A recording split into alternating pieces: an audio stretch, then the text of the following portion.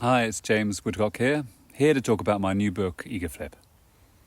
So here's a question. What is ego, and why does it matter to leadership? So the classical Freudian definition of ego was as this executive function that controlled your instinctive demands for gratification, the id. And the goal, therefore, of psychological therapy was to strengthen the ego. So I'm definitely not talking about that. Ego is at the core of our sense of self.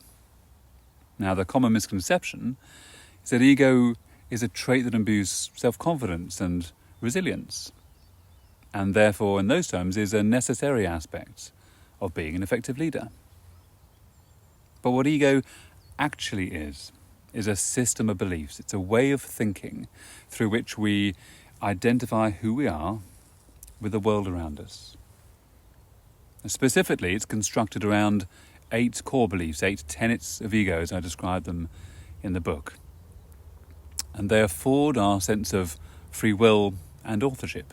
And they include our sense of causality, of cause and effect, of transience, our perception of time, of past and future, of individuality, the sense that there was no one quite like me, our sense of difference, of finitude, our sense of ending, such as life and death, relatedness, how we relate to the world and our perception that we can change and be changed by the world through those relationships.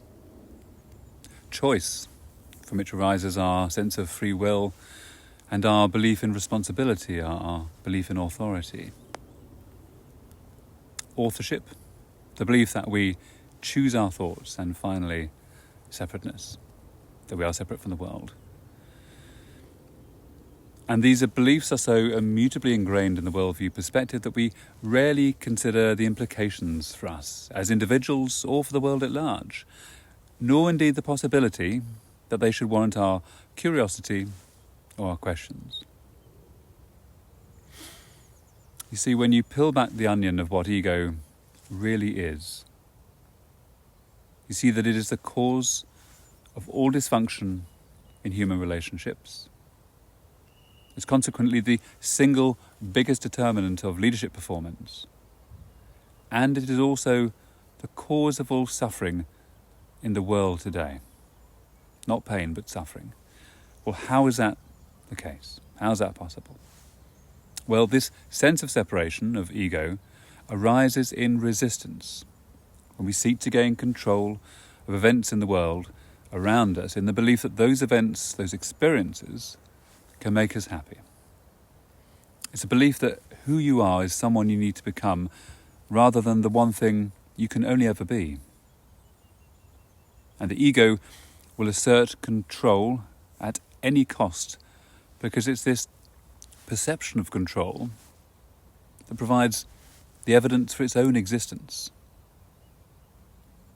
This is the paradox of the search. The paradox of ego.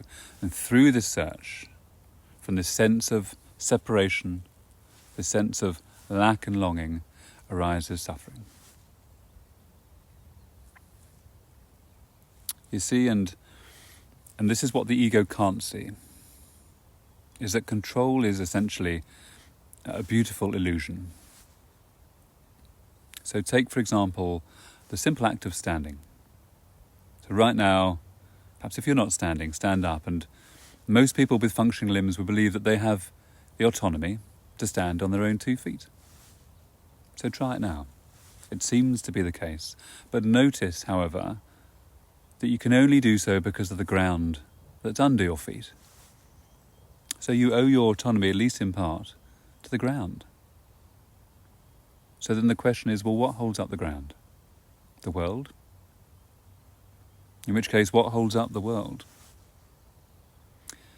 In Ego Flip, I introduce 7 questions of leadership, so 7 lines of inquiry to explore deeply the role that ego plays in our sense of self and in leadership. And these questions are designed to bring attention to your direct experience. It's about looking very closely, very openly to your actual experience right now.